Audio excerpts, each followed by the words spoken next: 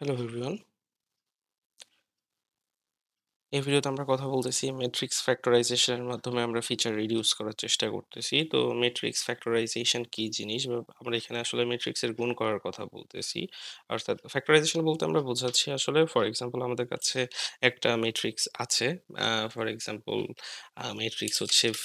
এই ম্যাট্রিক্সটাকে আমরা আসলে ২ টা আলাদা, আলাদা আ ম্যাট্রিক্সে ২ টা আলাদা, আলাদা এর কম্পোনেন্টে ভাগ করার কথা বলতেছি। ঠিক আছে? K cross for example W এটা সবসময় আমরা নরমাল অবস্থাতে ইউজ করি। আমরা যেই আ টাস্কটা এখন করব এখানে আরকি এটা হচ্ছে নন নেগেটিভ ম্যাট্রিক্স ফ্যাক্টরাইজেশন বা NMF বলা হয় এটাকে। তো এই ক্ষেত্রে এটাই ব্যবহার করা হয়। এখানে আসলে ইকুয়াল হবে না, অ্যাপ্রক্সিমেট হবে। ওকে?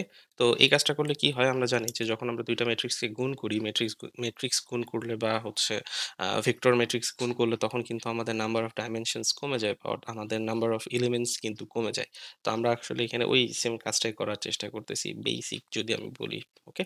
সো আমরা এটাকে কিভাবে করব scikit-learn এ? scikit-learn এটা করার জন্য আমাদের from ডট ডিকম্পোজিশন দরকার আমাদের। ডিকম্পোজিশন। ওকে। তো আমরা ডাটাসেট থেকে ডাটাসেট নিতে পারি। ডাটাসেটে অলরেডি আমি রান করে রেখেছিলাম।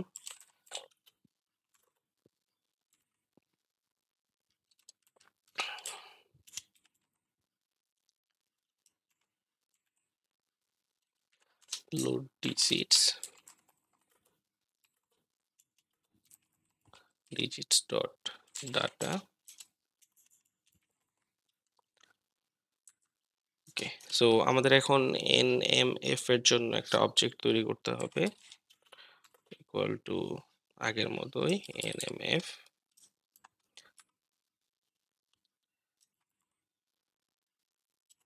n components ফর এক্সাম্পল আমরা n components নিই 5 random state